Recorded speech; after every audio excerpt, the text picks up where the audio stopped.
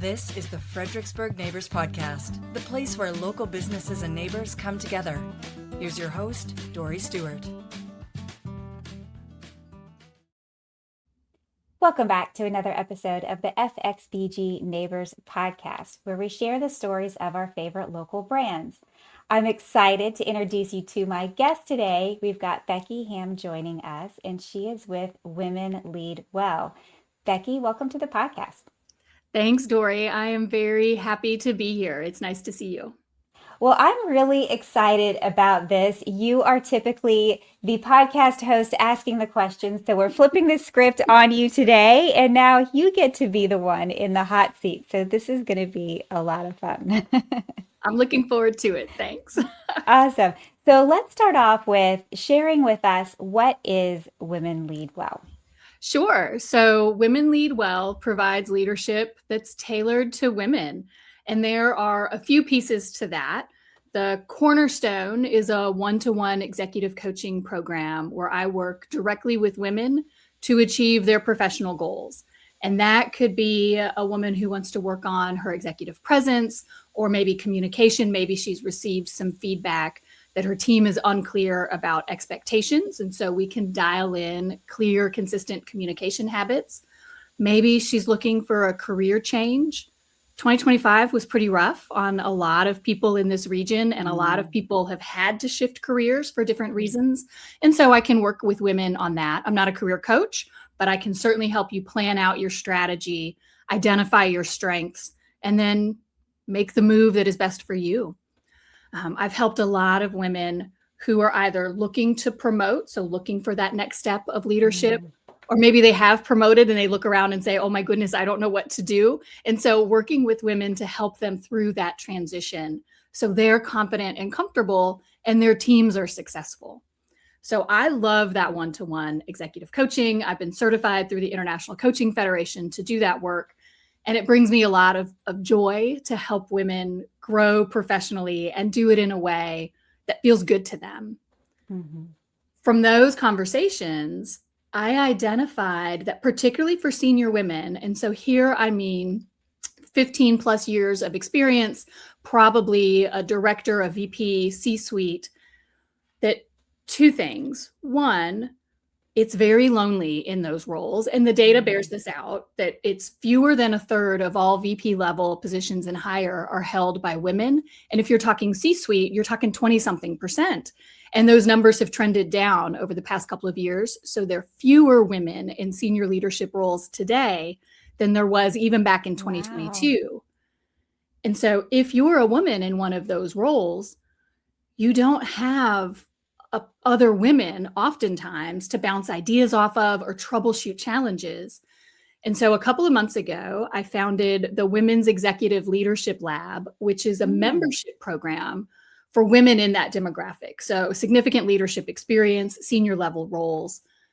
And we come together twice a month for group coaching. And so the women can workshop different challenges, bounce ideas off each other. And we're small, we're new, but we have women from across the country, from across different industries. So you get a fresh perspective with women who know what you're going through. They're either at your same step, they might be one step ahead, they might be one step behind, but they get it. They are committed to their own growth because they're in this community and they're committed to helping each other. And so these group coaching calls, I tell you, they are the highlight of my month because they're so, one, practical, like we are solving women's problems, but they just feel so good to know that there is a community of women who are pulling for each other and helping each other. And so that also has their weekly kind of short, I call them office hours, for on-the-spot one-to-one coaching. If a woman's got a discrete challenge that she wants to bounce ideas off of, I'm building a content library with really short 10, 12-minute videos on the sorts of things that women in senior leadership roles are interested in: how to delegate effectively, how to correct poor performance with a direct report, how to lead when you've got the responsibility but not the authority. And so that membership is just a joy to me, and the women in it they're crushing it. They make me so happy. And then you've already mentioned the podcast. So I'm the host of the Joyfully Unstoppable podcast. which is just a weekly podcast where I talk about leadership issues from a women's perspective. And so one that I'll call out because I'm really proud of it is episode 51, where we talk about leadership through the sandwich generation. So how do you maintain your professional momentum while caring for your parents and raising your kids? And hi, I will self-identify. That's me. It ain't easy. And so I really, with the podcast, because it's free, it's a service to the community, women with any financial situation can grow their leadership abilities and gain that connection, not just in, like how to deliver a talk or how to hold your ground, but how do you actually live a fulfilling life with all of the challenges that women have or all of the responsibilities that women have and not sacrifice your professional goals. So Women Lead Well does all of that, all of it in service to helping women achieve their goals, achieve their potential, lean into their passions. And I love it. It's been such a joy. Amazing. Well, I can tell you love it because you just completely light up when you're talking about it. And I really love how you are intentional about reaching all audiences. So you've got the podcast, and that's, anyone can listen to that for free. And then you have the group, and then you have the individuals. So I really love how you're meeting people where they're at in multiple ways to make really big impact. Congratulations. This is just so cool. I love what you're doing. Thank you. It was important to me because one-to-one coaching is an investment. It is a worthwhile investment. I will sing the praises of coaching all day long, but it costs real money because it is high touch, right? And high transformation. And again, 2025, I mean, it's just been rough for women, particularly for women. And so it was important to me that I provide a service that was accessible to anyone, right? Your professional growth shouldn't depend on the size of your bank account. And so it really was meaningful to me for the podcast. And then I've done some free coaching for women as well as they're navigating job loss and trying to secure new positions. Because we all got to help each other out, right? Right. And I love the coaching. I love working with women. So it's also rewarding and fun for me just to do it, regardless of any money I might make. So yeah. Well, let's dive into that. Tell me what motivated you to do this? I would love to hear your backstory and how you got into this. Yeah.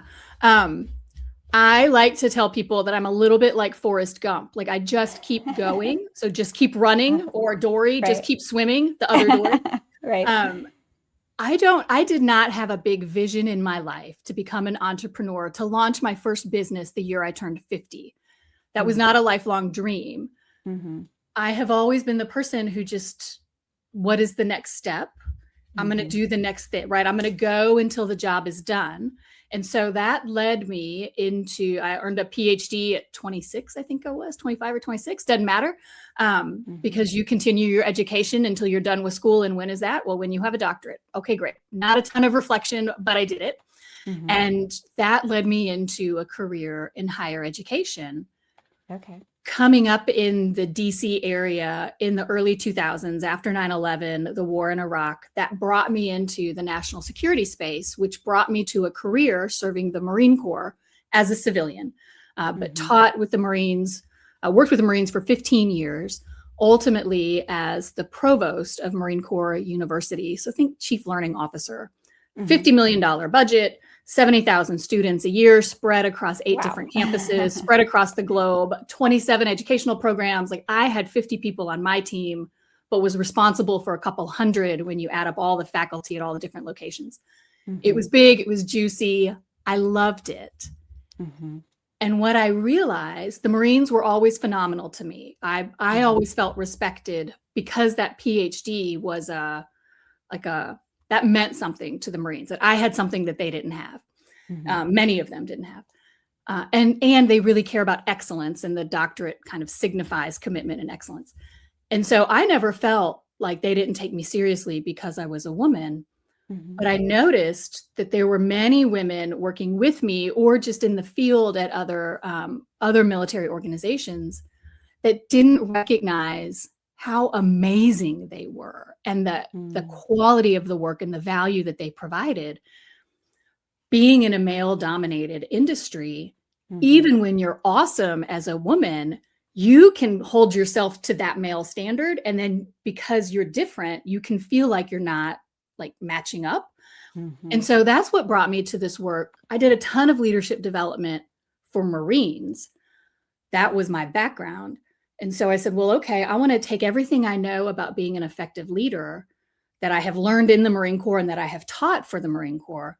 And I really want to target this to women so that they see how freaking amazing they are, because they are. They don't see it. The Marines could see it, but they didn't see it in themselves. And so that really was the heart that I brought to Women Lead Well, is to find ways to help unlock that potential, or just connect the potential that is there so that women can see what they are capable of and what they're already doing. They're just not acknowledging that they're doing it. Yeah. Yeah.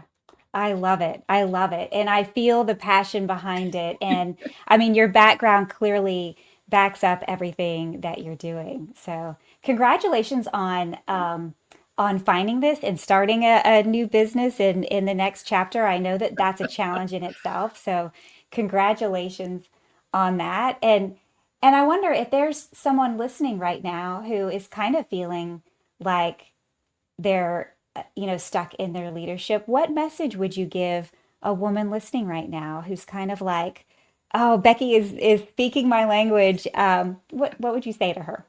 I would say you deserve to invest in you, right?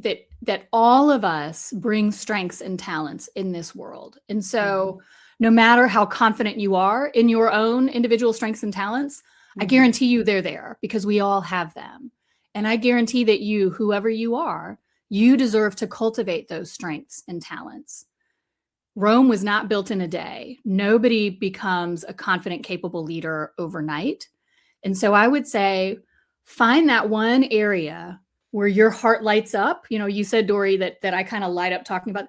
Find that area where you get that spark of that, oh, wow, I really enjoy this.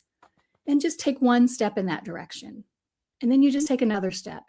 We get held back by how big change can feel.